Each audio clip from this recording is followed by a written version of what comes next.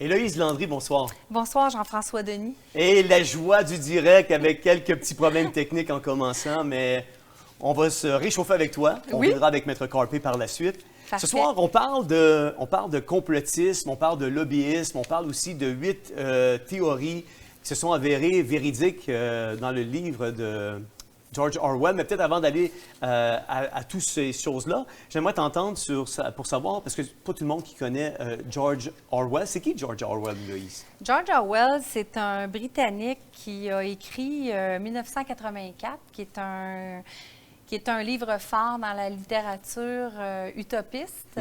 Et à l'époque, il avait écrit un livre au milieu du 20e siècle qui, en fait, c'était en 1949. Il avait publié son roman qui est devenu l'un des modèles dans le genre de la dystopie. C'est un British, un Anglais, qui a mis en scène une société où des gens sont contrôlés par la surveillance et la propagande, les techniques d'instrumentalisation du contrôle du citoyen. Donc, justement, c'est vraiment un livre phare. Moi, j'ai étudié en littérature au Cégep, en art, puis c'était clairement avec Le meilleur des mondes d'Aldous Huxley. C'était les deux livres forts dans la catégorie futuriste romancière. Donc, c'est un grand auteur, George Orwell. Oui, puis j'aimerais... il y avait une petite vidéo que j'ai préparée là, sur justement là, des questions par rapport à son livre. J'aimerais qu'on regarde la petite vidéo, puis on revient avec George Orwell par la suite. OK.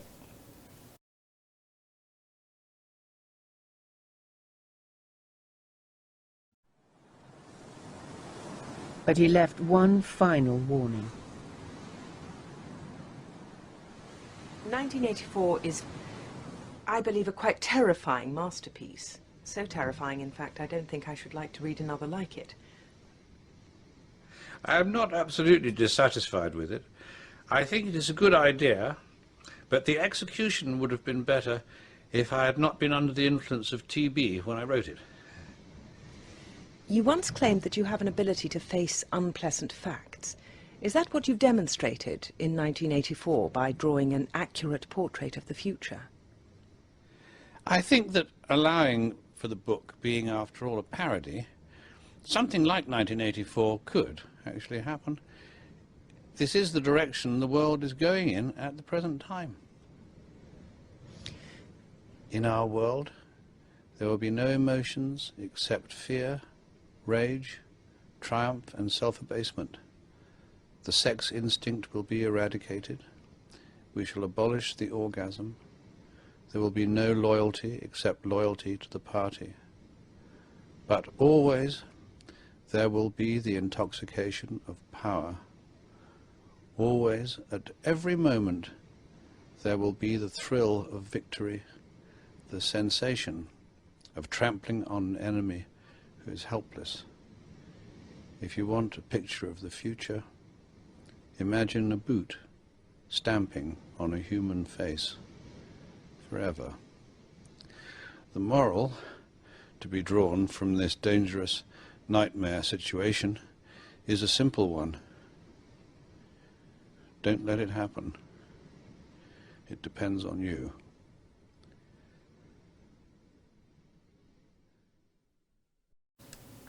Et là, on vient d'entendre George Orwell, puis il y a certains ont tenté de trouver des coïncidences des événements décrits avec la réalité, et certaines choses se sont effectivement réalisées. Quelles sont les 8 prédictions de George Orwell qui se sont réalisées?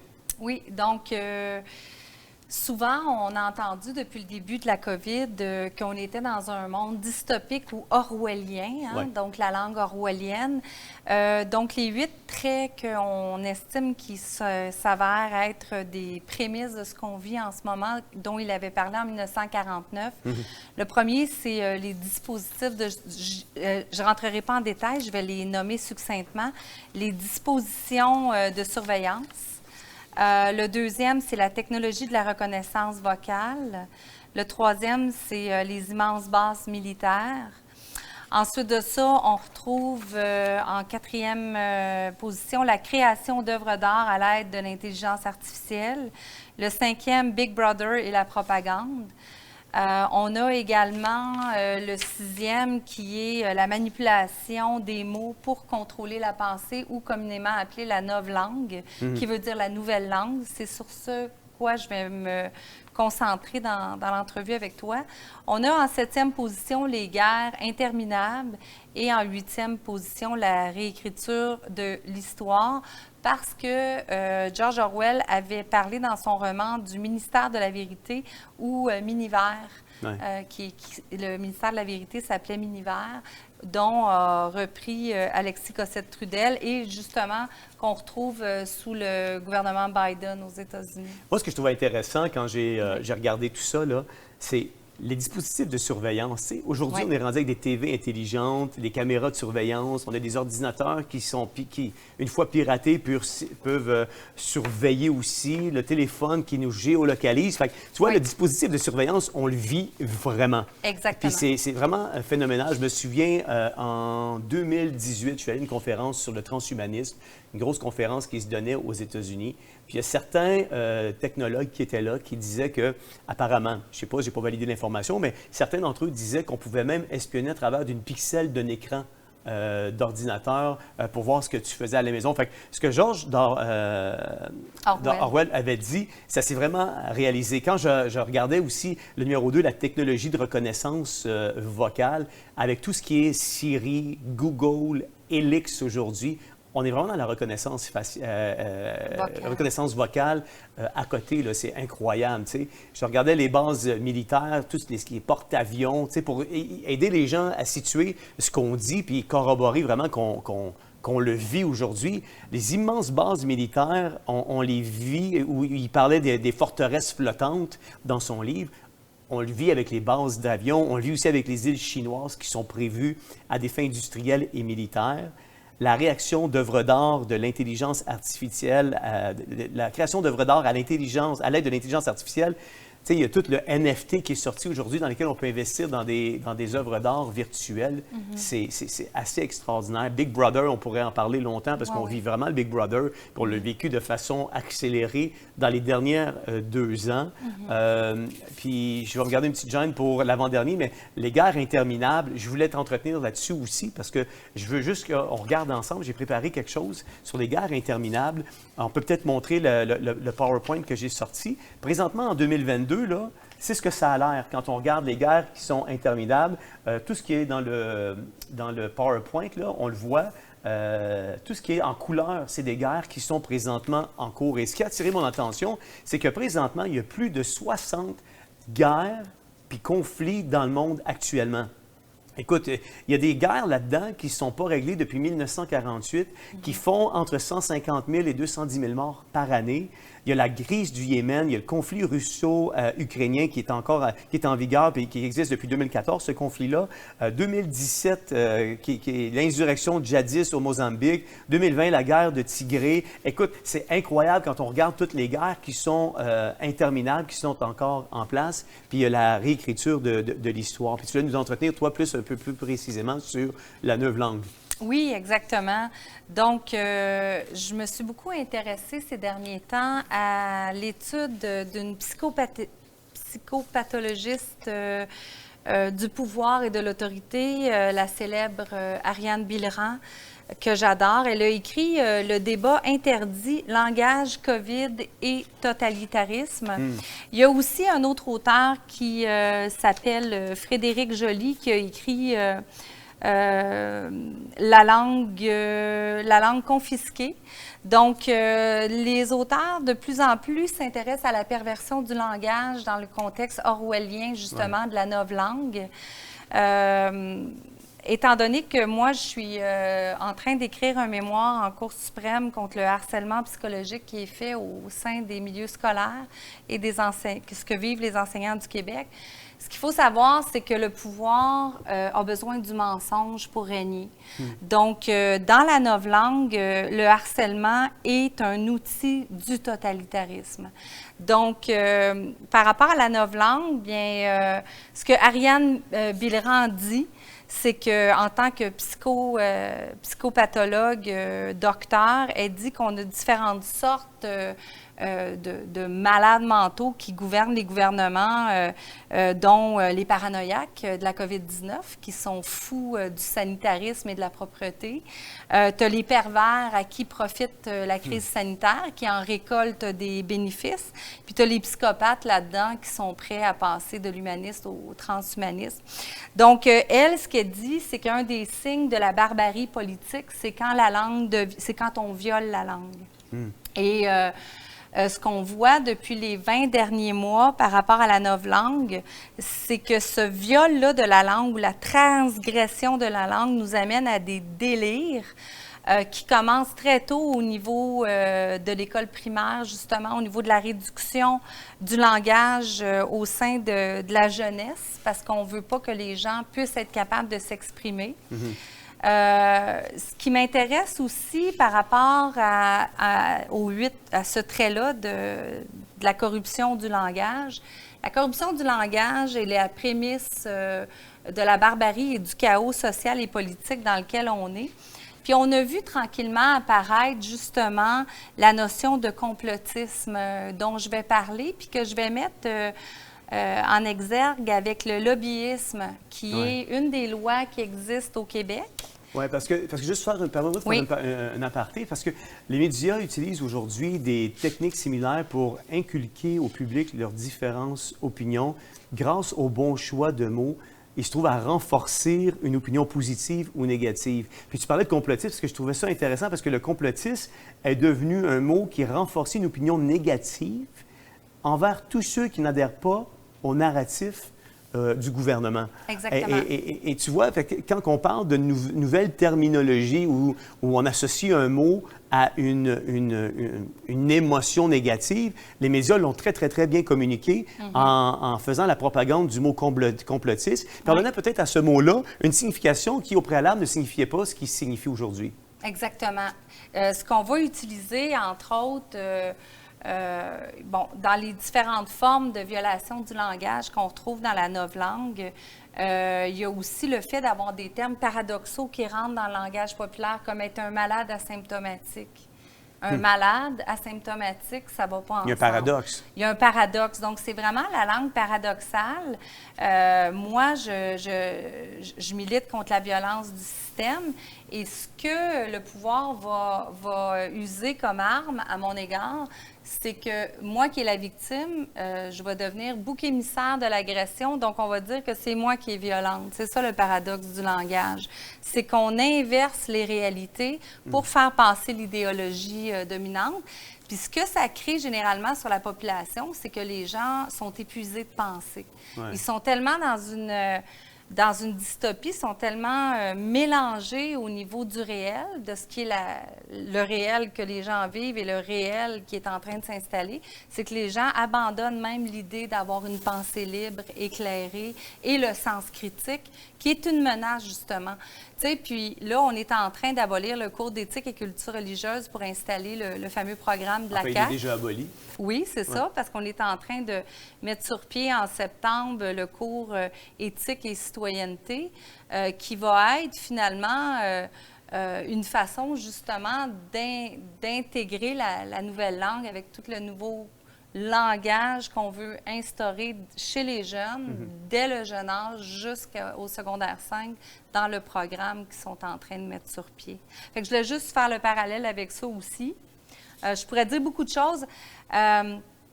Souvent, ce qu'on va faire pour discréditer une personne, c'est qu'on va la traiter de complotiste. Donc, moi, ce que je me suis dit, c'est tiens, je vais faire un parallèle avec la loi sur la transparence et l'éthique en matière de lobbyisme. Donc, la différence entre un lobbyiste et un complotiste. Donc, c'est intéressant. Donc, un lobbyiste, lui, c'est quelqu'un qui est protégé par la loi. Donc, c'est légal d'être un lobbyiste. Je vais approfondir plus en profondeur. D'être un complotiste, c'est une action illégale. Donc, ce n'est pas régi par la loi. Puis surtout, on n'a pas choisi d'être taxé de complotisme. Hein? Ce n'est pas nous qui se sont appelés comme ça. La loi sur le lobbyisme, c'est la reconnaissance que le lobbyisme constitue un moyen légitime d'accès aux institutions parlementaires et gouvernementales et municipales et qu'il est dans l'intérêt du public que ce dernier puisse savoir qui cherche à exercer une influence auprès de ces institutions présentes. Donc, cette loi-là, elle a pour objectif de rendre transparentes les activités de lobbyistes exercées auprès des titulaires de charges publiques et d'assurer le sein d'exercice de ceux-ci. Mais un complotiste, qu'on dit, on va le mettre entre guillemets, là, c'est ça que ça fait aussi. Un complotiste, je vais vous donner un exemple. Quand on va être en situation de guerre, le pouvoir en place va dire ce qu'on vient de faire, là, c'est, je vais vous donner une même réalité.